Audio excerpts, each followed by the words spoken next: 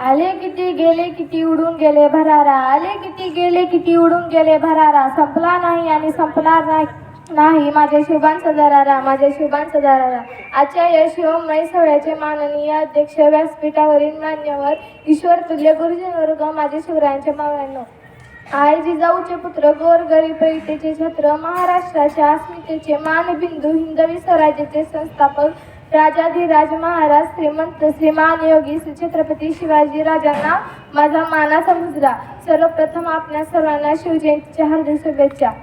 मित्रांनो, आदिलशाही निजामशाही सत्ता यांच्या जुलूम अन्यायाने महाराष्ट्रातील जनता त्रस्त होती. अशा वेळी दिनांक 19 फेब्रुवारी 1630 मध्ये शिवनेरीवर एक तेजस्वी ताऱ्याचा जन्म झाला.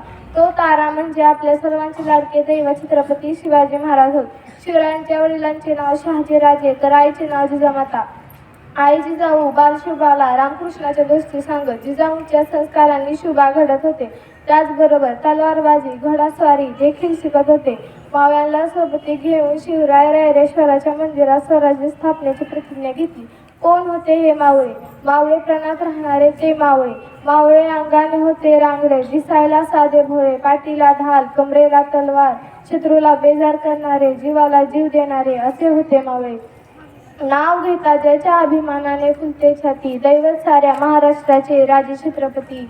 शत्रूसह लढले ते स्वराज्यासाठी, धन्य झाली जनता त्या युगपुरुषाने महाराष्ट्राची माती.